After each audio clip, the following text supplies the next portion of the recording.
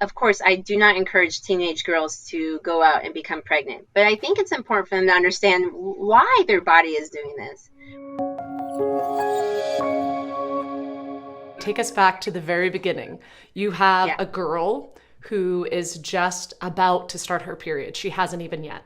So, what age hmm are we looking at, and what is normal, and what ought they be being taught? Sure. So, puberty starts with that, or menarche is what we use as a term for the very first period that a young girl will have. So, you think that could happen 11, 12 years of age, could be a little bit before that, could be a little bit later. And that's where the axis between the brain and the ovaries is starting to wake up, and the reproductive cycle or the menstrual cycle is really starting to um, begin. And the first year and a half, it's not uncommon for it to be very irregular, maybe very short cycles, longer cycles. And so you need to wait out that first year and a half. And it's about a year and a half, 2 years. If they're still having problems with their cycles or pain, you need to start looking into it. And what I would tell young girls is that's when you should start charting your cycles. Really get into it at that point, and their mom should be encouraging them to learn about their cycles. But give it time. One of the mistakes I see is people too quickly, their daughters are having trouble maybe within a few months of starting to have their periods, and they quickly get on the birth control pill instead of, okay, well, this could be normal. We need to wait it out. Let's figure out what's going on.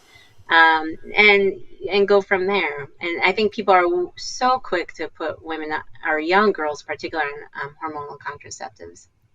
I think it's a quick fix. And I think a lot of people don't know about charting with cervical hmm mucus. But then it's also like, well, I just take them to the doctor and they give me this magic pill and then Yeah, my daughter feels yeah, better. So you're asking yeah. me to make sure my daughter observes her mucus and we put down when she's Right, on her period and that just seems like so overwhelming. And then right.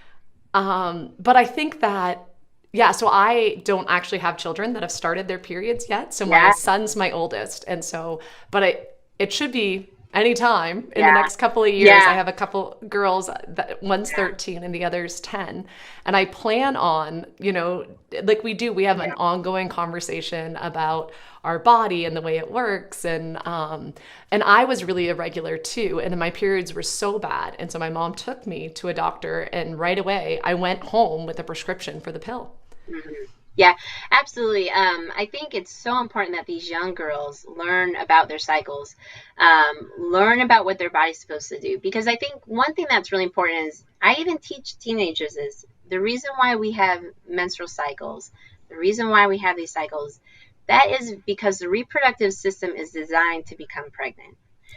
This is its purpose. And so if we understand its purpose, then we can utilize it how we should, which means, of course, I do not encourage teenage girls to go out and become pregnant, but I think it's important for them to understand why their body is doing this. Because Yes. we think of our periods as being this horrible thing. Why is our body doing this? Well, if you understand that each cycle the body is trying to become pregnant for with the reproductive system, that's its ultimate goal, then you can understand, okay, the body is recognizing it didn't achieve that goal, so it's starting again. Now, this is the beautiful thing about teaching. Once you understand how your cycles work, then you teach young teenagers, young adults, okay, you can teach them about chastity, self-respect. This is how your body works. And then when you are ready and you meet the right man and you marry that man, Yes. then you can use it to achieve or avoid pregnancy. And you've already set the stage for success later.